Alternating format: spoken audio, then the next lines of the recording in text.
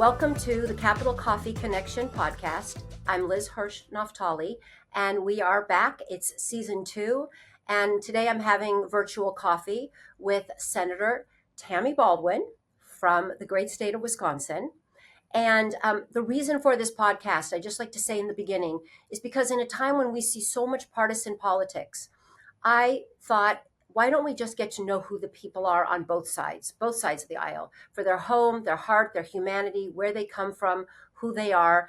And so we're continuing those conversations. And I think we're very unique because we don't get into the politics and policy, and we're really here to uplift and to bring people together. So on that note, I want to say welcome to Tammy Baldwin, and thank you for joining us. It's my pleasure. Thanks for having me.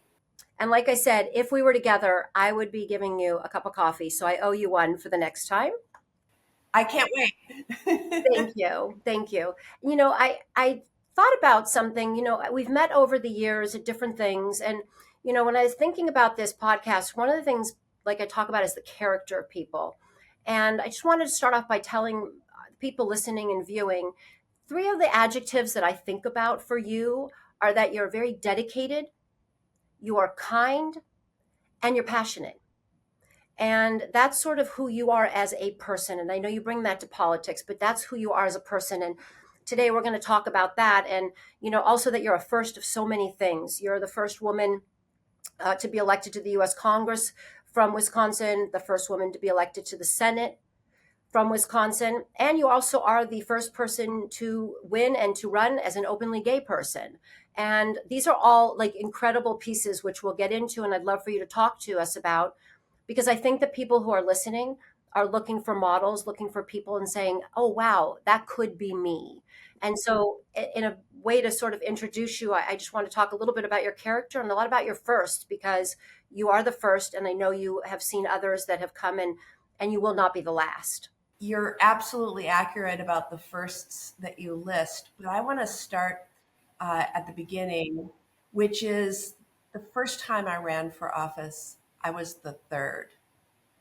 And that mattered because I needed to see a role model to know that I could do this. So my first elected office was the Dane County Board of Supervisors. And there were 2 supervisors who were openly gay, Dick Wagner and Kathleen Nichols. And I know that I struggled when I first ran for office, thinking that if I run and I'm out, I probably will lose. And if I run and I keep in the closet, it will create all sorts of difficulties because I'm not being truthful with the voters about who I am. And it was their modeling of leadership that made me decide that I could do both. I could run for office, which I was passionate and very interested in doing, and I could be out and I could win. And I did. But I think having role models for me made it possible for me then to take the next steps. And the next time I ran, I was the first out member of our state legislature, our state assembly. As you mentioned, the history-making nature of my first run for the House of Representatives and my run for the United States Senate. And so I understand, because of my role models, that seeing someone there that looks like you, that has some of the same story as you do, makes it much more possible. And I have also, perhaps because I've reached fairly high office, I've heard from some of the people that I've influenced, a little note, a little letter saying, I heard about you, I read about you, I saw you, and now I think I'm going to pursue a certain course of action. And but I want to say to others out there that everyone who's a leader has a ripple effect. And you don't always get a note or a letter saying that you had an influence on them, but your leadership and being a role model is still powerfully important. That was really beautifully said, and I agree with you. The ripple effect. So thank you. I'd like just to give people a little idea, because people across the country and the world are listening. What is special about Wisconsin? You can't take a long time. Just give us what is special besides the cheese, which I know you're passionate about. But what is really special? Because Wisconsin is a beautiful state. It is amazing. And so people think about Wisconsin as being in the center of the nation and, away from the coasts. Well, Wisconsin is not away from the coasts. We have our East Coast, which is the Lake Michigan. We have a North Coast, which is Lake Superior. And our West Coast is the St. Croix River and the mighty Mississippi. And I think one thing that people don't really understand about Wisconsin is just how important our water resources are to us, recreationally, but economically. And it makes our state so beautiful and such a desired place to live in and visit. I would also say the people. If you think about the history of our state, it was Wisconsin that elected Fighting Bob La Follette to the United States Senate and as governor. He was a Republican who founded the Progressive Movement and the Progressive Party.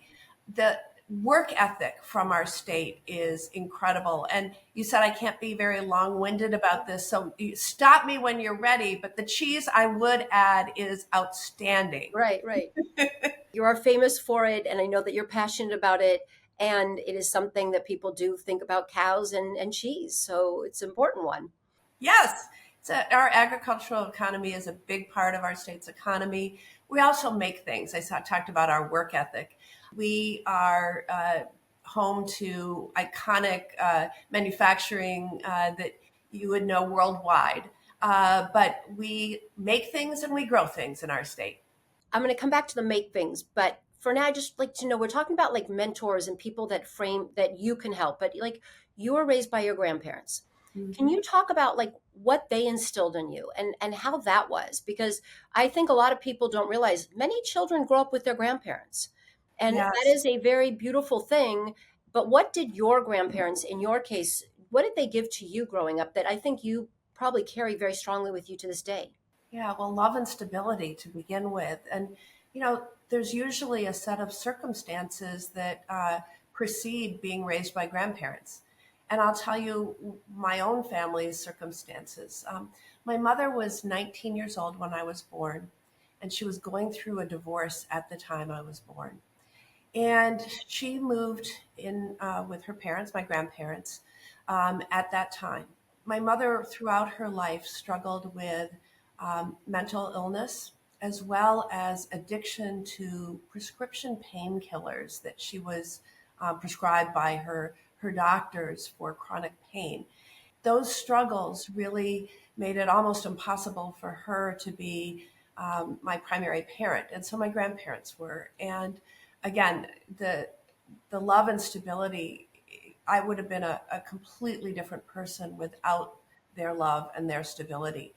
My grandfather was a research scientist at the University of Wisconsin Madison, originally born and raised in New York City. My grandmother was she was an artist, and when I was just a young person, she was at the theater department at the university doing costume design and history of costuming and helping the students create the costumes for all the theatrical productions every semester. And so, but they met, she was born and raised in England, and they met when my grandfather was doing his postdoc work at Cambridge University. And all so the people, the relatives from England and the relatives from New York say, how did you end up in Wisconsin? And that's how. And for a long time in my life, and I would know I'm getting into a lot of detail here, but I thought I was the first in my family to be born and raised in the state of Wisconsin. And I learned when I finally began understanding my father's side of the family, the Baldwin side of the family, which I didn't learn about until many, many years later, Right. that I was nowhere close to being the first person in my big family to be born and raised in Wisconsin, which led me down a journey to learn about the various places that the Baldwin side, that family where they'd lived, when they settled there, and that's been an excursion that's really fun too. I appreciate that. And I also know that you do like to do like do yourself projects. And did you Yes, get that from like your grandmother watching her doing those things? Because, and maybe you could tell us about one of your later projects, one of the latest things you've done, because I know you like to work with sure. your hands when you have time. Absolutely. So, in terms of, there's no question I got this from my grandmother. And if you think about it, my grandfather, as I said, was a research scientist at the University of Wisconsin, ran his own lab. My grandmother did everything in the household, in addition to her career as an artist and a costume. So she did the electrical work, she did the plumbing, she basically did all the household engineering, as well as created these amazing products. So, and she was when she was trained in art back in England, she was trained to be an art teacher at a technical college, basically, or an art school, where she was teaching calligraphy, she was teaching bookbinding, she was teaching costuming and sewing. She was every discipline you can imagine in the arts. And back then it was much easier to make a living. The university needed a calligrapher for the diplomas that were done by hand, right? So she was just amazing to watch. And that's definitely, I learned how to sew before I was in first grade, just rudimentary things. And so those are among the things that I do. I also do a little bit of carpentry. And let's see, which is my most recent project. I just got through a really hectic campaign, so I haven't had as many projects recently. But one thing, I'll tell you one thing that I'm just sort of in the middle of right now is I have a 100-year-old wooden trunk that has been passed down through the family, and it's gotten a little bit worse for wear. So I'm taking it apart and trying to put it back together so it'll last another 100 years. Oh, I love that. That's brilliant. Yeah, it's Okay, kind of good. fun. Okay, well, we'll catch up later to figure out if you get it done. Yes. You can find the time. Talk a little bit about school because I really talk about that with everybody. I know for myself, I had teachers to this day that something happens and I'm thinking what my teacher taught me or where I was. And so I found amazing stories. Can you just talk about, could be from elementary or high school or college, one or two experiences with teachers that really impressed you when you were young that are still with you? Absolutely. Well, I'm going to give you, it's not necessarily a teacher, but an employee of a school. That's great. My middle school guidance counselor. Now, my middle school guidance counselor had, the regular duties of a guidance counselor, but also was the sort of school employee in charge of student government. And so when I was early on in middle school, I ran for school government, right? And I found something there. And not only was she sort of the guidance counselor, but she also was very focused on leadership development skills for those who she saw as promising leaders. Opened up the opportunity for me during the summer between my, oh gosh, it must have been sixth and seventh grade or seventh and eighth grade to go to a leadership camp, basically. And that was amazing and really opened some doors of, we don't often break down what leadership means and how leaders are developed. And she gave me that opportunity. And so that's Because somebody who I, she saw you were a leader. yes, She could yes. tell, so she brought that out and gave you that opportunity, which is beautiful. Absolutely. And then once I was involved in student government as sort of an extracurricular activity, that proved to me that getting things done was really rewarding. And it really opened up an idea that led to my running for office beyond school, not just for school government. Yeah, no, that it's great. And a question I also ask is like, what's the advice that the worst advice, the best advice that you've received, and what's the advice you give people, you give to younger people? Oh, well, let's see. In politics and in the offices of which I've served, on the county board, count your votes, right? Before you go in, count your votes. Okay, I think it's a metaphor for. I think it's a metaphor for. It goes across other careers and other things. Count your vote. Know what you're doing. Know where you're going. And then I think Barbara Mikulski, when I got on the Appropriations Committee, she was a mentor and helped, first of all, helping me think about strategically how do I get on that committee. But once I was on, I think she just basically said, document everything. Because oftentimes the details get lost. And if it was your brainchild, you want a document that shows I actually was the first person to think of this and to get it included, or And have a date on it so that you. I agree. Yeah, bad advice. Well, let me put that on hold for a second that's because fine. hopefully most of the bad advice I got I didn't follow. Exactly. That's good. But let's see, what was the What's the advice my your advice? advice? Yeah, like what is a line that you would say or a comment that you would give to people, young people? Well, I would say just dive into it. So I had studied, I had a double major in college, mathematics and government. The government probably doesn't surprise you. The Well, the mathematics, mathematics was so you could count your votes. So I'm very absolutely, okay. and Yeah. be able to read a poll and understand. But all of that said, my advice is, it's not just enough to study the principles. Dive right in. And so especially if I were advising somebody who was interested in the political process, maybe running for office someday, I would say volunteer on somebody else's campaign.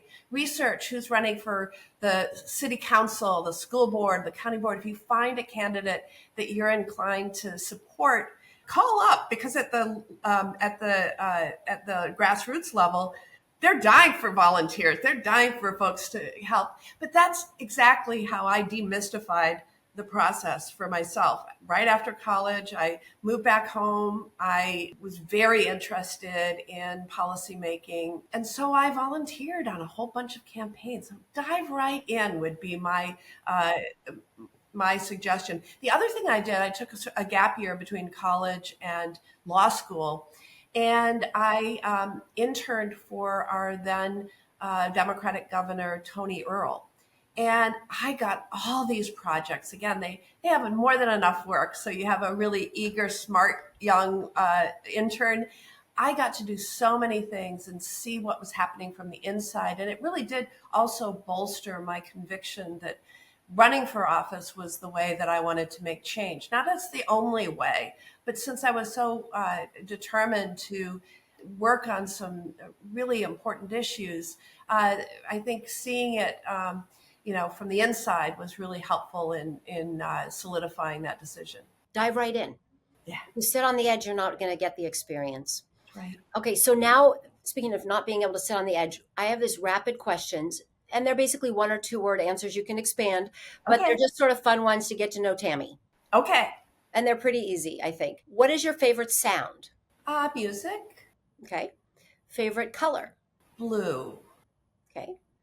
Favorite smell or scent? Well, in this season, I'm going to say hot apple cider, as it's becoming so tasty. Yeah. And it's a little cold out these days. That's right. Okay, are you a dog or a cat person? Both. Okay. Favorite meal? You get to have one meal, pick your favorite. Dinner. Okay. And what would that dinner be? Well, I'm on a Mediterranean phase right now, so it's likely to have tomatoes, cucumbers, celery, avocado, yeah, and maybe a little salmon or just a big salad. Okay, sounds good. And if Throw in you some olives too and feta cheese. okay, that makes it really Mediterranean, really Yes. tasty. Favorite dessert? Hmm. Mine's I'd say, carrot cake. Mine is carrot cake. can a chocolate chip cookie Oh count? my God, that's my second. So yes, it's perfect. Okay, great. Yeah. And I know that you read. You love to read.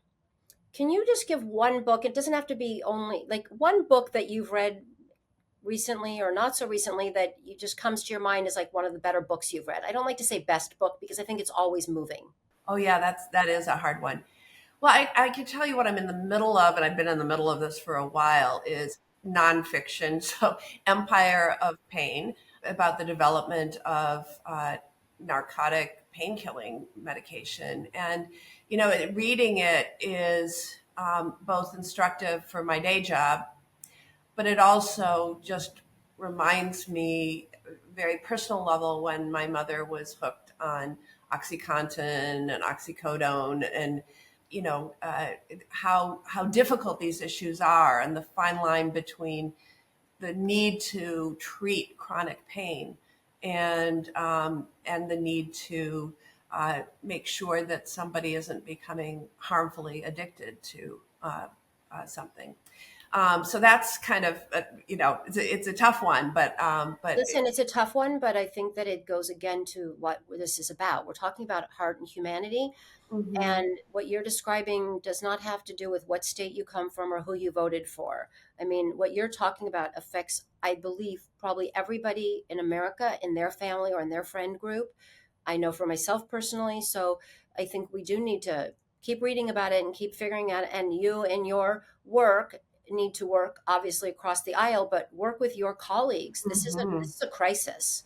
Yes. So I mean, I didn't mean to get on that divergence, but it's really personal to me in many ways as well. So I get it. Yeah. And this is an easier one now. Favorite household chore? I don't know, maybe laundry? Okay. And what if somebody I said, like putting it in the washer. I don't so much like folding everything up afterwards. you just like putting it away and putting it on the machine and letting it do its thing? That's exactly it. What is Tammy's superpower? Superpower. Oh my gosh. In part, I think inspiring others. That's beautiful. Okay. I'm going to ask you now that I started with the three adjectives, give if somebody said, what are a few adjectives that describe who you are? What would you pick?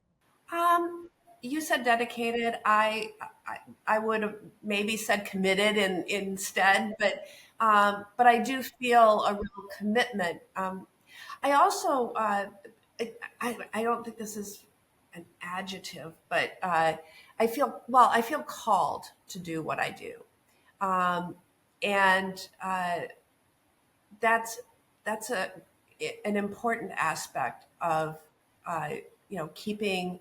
How would I put this? Well, that's why I called you passionate. That's why I Yeah, used the word passionate. right, You're talking about it from the other side. You have a calling, but what you're doing, you do with great passion. right, and it keeps me from feeling defeated, which is very important to me at this particular moment, right? Of uh, you know, it's still important that we keep up this fight and that we do it well. And I'll just remind you, one of my other adjectives was kind. I think you are a very kind person. And we need more kindness. Kindness is something you talk about the ripple effect. I think when we are kind, others are also kinder. And I've been described as authentic. Mm, yeah, that's a good word. And in politics, where uh, there's a lot of performance involved, you can often tell the difference between the folks that are solely performing and folks who, may be giving a speech or maybe, um, giving an interview, but that there is an authenticity to what they're saying and it's not solely a performance. Yeah, well said. Okay, we're on the last question, which I've asked many people, and I love the answers. My question is, what brings you joy, and how, if you have joy, do you spread your joy? We may have already said it a bit because I know we've Well, touched on it. it's sort of personal joy when I know that I or we have made a big difference in people's lives, and positive big difference in people's lives. That brings me great joy. I will tell you a story. One of the political achievements, policy achievements that I claim credit for is when I was in the House of Representatives and we were writing the Affordable Care Act. I authored the amendment that allows young people to stay on their parents' health insurance until they turn 26. That used to be the age demographic that was, the most uninsured of all age demographics. So I go to colleges, campuses frequently, and I'll often say to the students, whatever the topic that's brought us together, I'll say, just by the way, raise your hand if you're on your parents' health insurance. And usually almost every hand will go up. And that brings me joy. It should. That brings me huge Yes. joy. It's beautiful. It's that is the ultimate thing of a public servant, is to be able to see that they don't have to know everybody they're helping, but to see that they are helping and to see that they are there for the people. So that's a great story. We're going to end there. And I'm respectful. I know you've got places to run and things to do, but I just want to say thank you. Thank you for sharing your heart, your humanity, a little bit of your home, where you come from. And I just want to really say grateful that we've had this 30 minutes, and I look forward to actually being with you in person and having a cup of coffee or tea soon. I do too. Thank you so much for having me. Hi, it's Liz. Please join me every Tuesday for coffee to talk about heart and humanity with our elected leaders. Remember to hit subscribe to get an alert when a new episode is live and for exclusive content. Ciao.